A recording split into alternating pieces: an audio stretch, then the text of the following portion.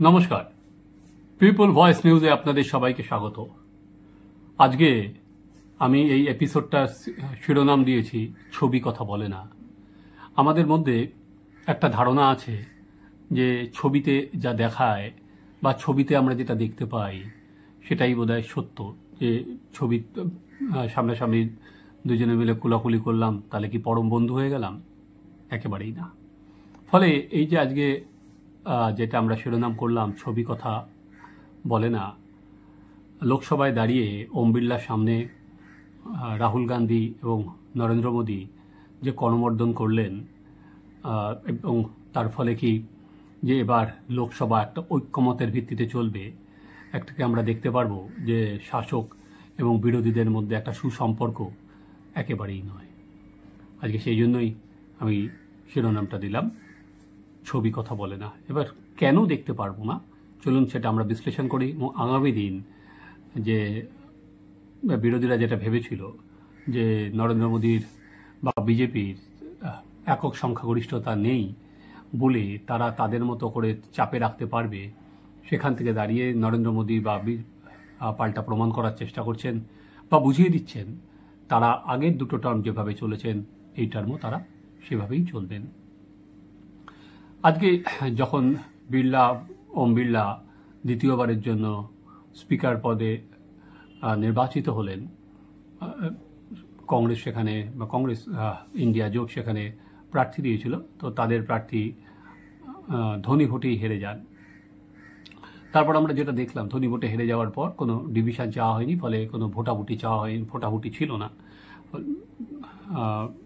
যেহেতু এনডিএর হাতে 293টা সাংসদের সমর্থন ছিল, প্লাস জগনের ওয়াইএসআর কংগ্রেসের 4 জন সাংসদ সেখানে বিজেপিকে সাপোর্ট করবেন বা ইন্ডিয়াকে সাপোর্ট করবেন বলেছিলেন, ফলে তাদের সংখ্যাটা বেড়ে গিয়ে হয়েছিল 297।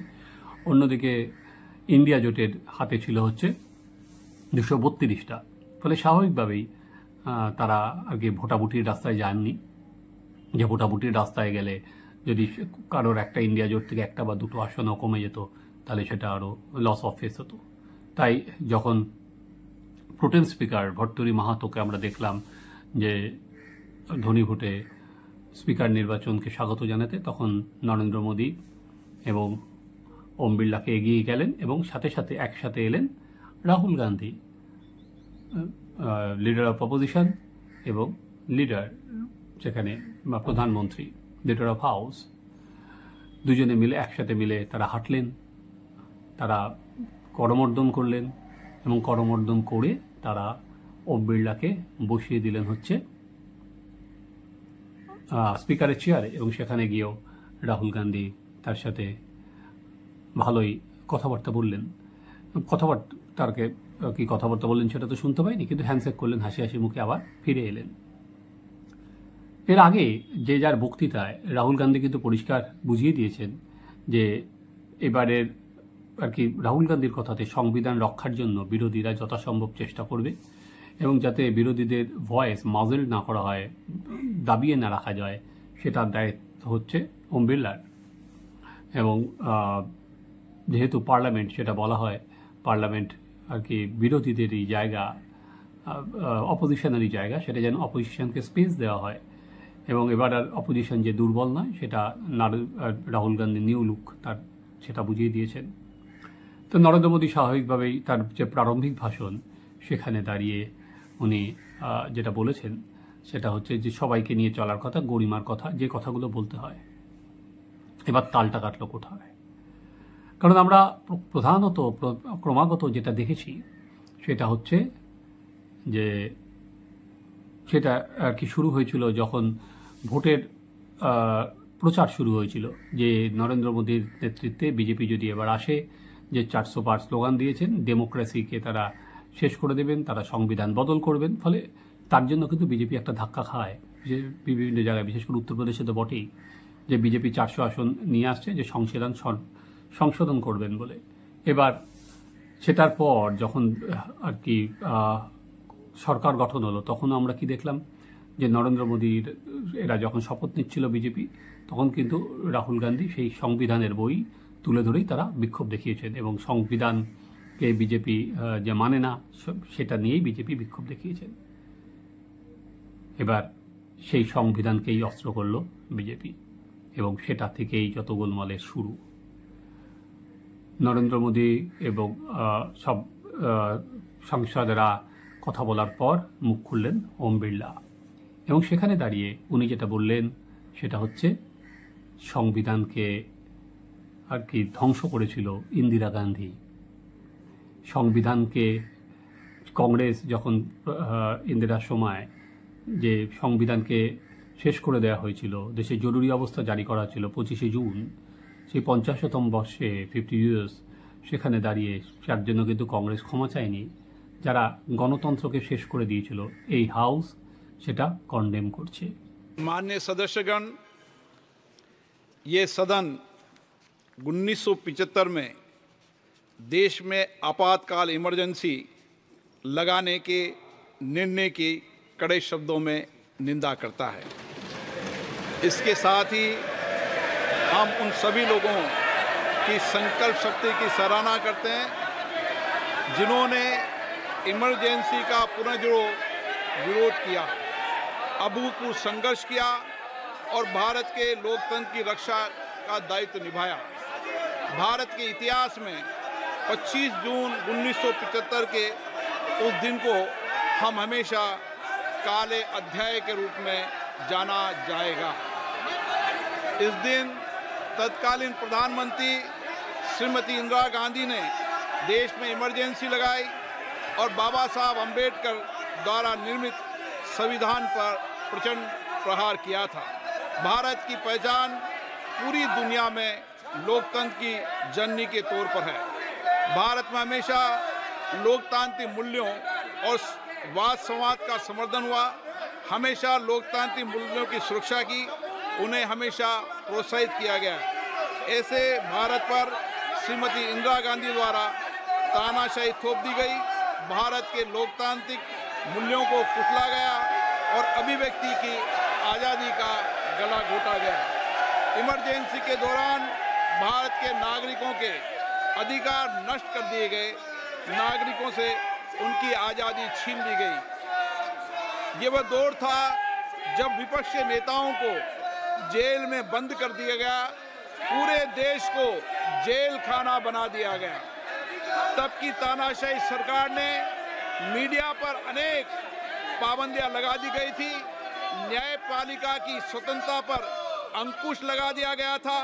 इमरजेंसी का वह समय हमारे देश के इतिहास में अन्याय काल का एक काला खंड था। আপনারা সেটা আর কি এই বক্তব্য আপনারা শুনলেন। তো এরপর স্বাভাবিকভাবেই যেটা হলো সেটা হচ্ছে যারা শাসক দল তারা সংসদের বাইরে বেরিয়ে এসে বিক্ষোভ দেখাতে শুরু করলেন। অর্থাৎ যে ন্যারেটিভটা রাহুল গান্ধীরা ক্রিয়েট করেছিল যে মোদি সংবিধান মানে না, মোদি ডিকটেটর, সেখানে দাঁড়িয়ে সেই সংবিধানকে অস্ত্র করেই কিন্তু এনডিএ হৈ হৈ করে নেমে পড়লেন। এবং শুধু বিজেপি নয়, আজকে যেটা বলা হচ্ছিল যে বিজেপির যে সমস্ত শরিক আছে তাদের মধ্যে প্রচুর মতানৈক্য আছে, তারা বিজেপিকে সাপোর্ট দেবে না, এই ভরসাতেই তো ইন্ডিয়া জোট নেমেছিল। কিন্তু আমরা দেখলাম সেখানে দাঁড়িয়ে বিজেপি নয়, সে এনডিএর অন্যান্য শরিকরাও সংবিধানকে কিভাবে শেষ করে দেওয়া হয়েছে, সংবিধান মানে না এই কংগ্রেস, এবং তার জন্য কংগ্রেস ক্ষমা চায়নি, ফলে তারাও সংবিধানকে হাতিয়ার করে নেমে পড়েছে। এবং প্রথম দিন যিনি আর কি স্পিকার বললেন এই যে হাউস সেটাকে কন্ডেম করে, তার থেকে চিৎকার শুরু হয়ে গেছে। ফলে বোঝাই গেল যদি মর্নিং শোজ দ্য ডে আমরা যদি একটা কথা বলি তাহলে পরিষ্কার যে এবারের লোকসভা বা রাজ্যসভা কোন পথে চলবে, অর্থাৎ কেউ কারোর জায়গা ছাড়বে না। আজকে যেটা দাঁড়িয়ে বিরোধীরা বলেছেন যে কংগ্রেস বা বিরোধীরা এখন অনেক শক্তিশালী, যেটা সরাসরি সুদীপ বন্দ্যোপাধ্যায় বললেন, যেটা রাহুল গান্ধী তার কথাবার্তার মধ্যে বুঝিয়ে দিলেন যে এই আগের বিরোধী পক্ষকে এখন আর বিরোধী পক্ষকে ভাবা এক নয়, তারা অনেক বেশি চাপ বাড়াবেন। তারা নরেন্দ্র মোদী অন্যান্য সাংসদরাও বললেন, বিশেষ করে অখিলেশ যাদব বললেন যেভাবে বিল পাশ করানো হয়েছিল একতরফাভাবে সবাইকে বাইরে বার করে রেখে, সেগুলো যেন না হয়, এবার সবাইকে যেন সহমতের ভিত্তিতে বিল পাশ হয়। রাহুল গান্ধী তো বারবার বলার চেষ্টা করলেন যে ডেমোক্রেসি বাঁচাতে হবে, সেখানে আগেরবার যেভাবে সাংসদদের বাদ দিয়ে বার করে দেওয়া হয়েছিল, যেখানে বিরোধীদের কণ্ঠস্বর শোনা না, বিরোধীরাই এখানে ইন্ডিয়ার ভয়েস তুলে ধরবে তারা। ফলে উনি যে গণতন্ত্র সংবিধান যে চৌহাদ্দির মধ্যে আর কি উনি চক্কর কাটছেন বা বিজেপিকে সংবিধানের নতুন ন্যারেটিভ ক্রিয়েট করছেন, সেখানে দাঁড়িয়ে বিজেপি কিন্তু সেই জায়গাটাতেই আঘাত করছে যে কংগ্রেস যে সংবিধানকে ধ্বংস করছে, কংগ্রেস কীভাবে সেই সংবিধানের কথা বলে। তাহলে আমরা যেটা দেখতে পাচ্ছি আর কি লোকসভার প্রথম দিনই একদম আর কি দুদল মুখোমুখি দাঁড়িয়ে গেছেন। এবার ওম বিড়লা তার বক্তব্য শেষ করার পরই নরেন্দ্র মোদী টুইট করেছেন। সেই টুইটেও কিন্তু উনি পরিষ্কার বলে দিয়েছেন যে ওম বিড়লার তার বক্তব্যের জন্য অসংখ্য ধন্যবাদ।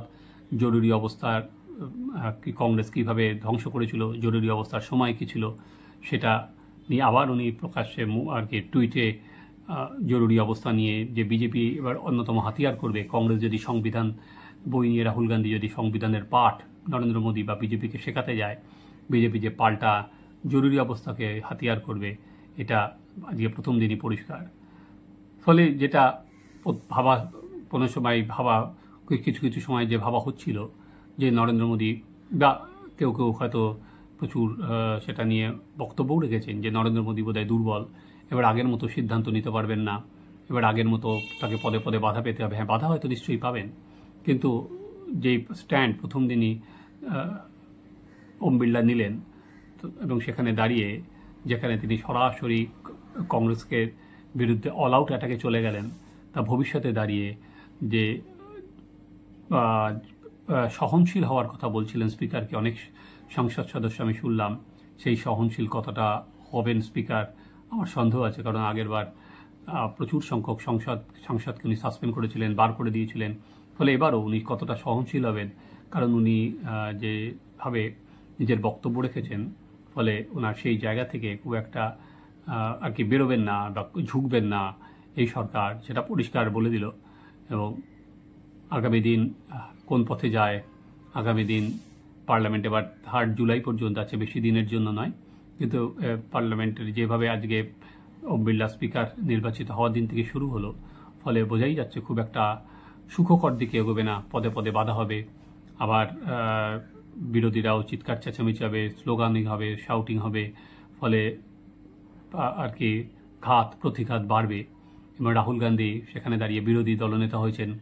আমরা বলি গণতন্ত্রে যারা সংসদে বা বিরোধী দলনেতাকে আমরা বলি শ্যাডো প্রাইম মিনিস্টার। তো সেখানে এবার আরেকটা জিনিস দেখার, রাহুল সবাইকে নিয়ে চলতে পারেন কি না। প্রথমে স্পিকার পদে নিজেদের প্রার্থী ঠিক করতে গিয়ে একটা হোঁচট খেয়েছেন রাহুল, তৃণমূল কংগ্রেস সেটা মানতে চাননি, কিন্তু পরবর্তীকালে রাহুল গান্ধী মমতা বন্দ্যোপাধ্যায়ের সঙ্গে কথা বলে মিটিয়েছেন। তো আবারও রাহুল গান্ধীকেও সেটা যেমন নিয়ে চলতে হবে, দেখার যে ইন্ডিয়া জোট যখন আক্রমণ করবে তখন কিন্তু প্রথম দিনই নরেন্দ্র মোদী বুঝিয়ে দিয়েছেন যে বিজেপি সংখ্যাগরিষ্ঠতা না পেলেও তিনি কোনো অবস্থাতেই নিজের অবস্থান পাল্টাবেন না।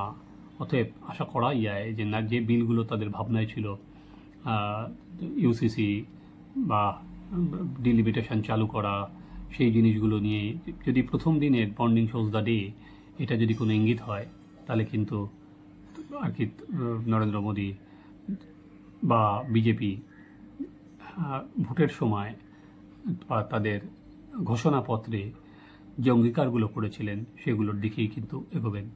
চলুন আমরাও নজর রাখি আগামী দিন কীভাবে এগোয়, আগামী দিন সংসদ কোন পথে যায়, ইন্ডিয়া জোট কোন পথে আক্রমণ ছানায়, নরেন্দ্র মোদী কীভাবে মোকাবিলা করে বা পাল্টা আক্রমণ ছানায়, আমরা সেটা দিকে লক্ষ্য রাখবো এবং সেই নিয়ে আপনাদের সামনে নানা প্রতিবেদনও তুলে ধরব।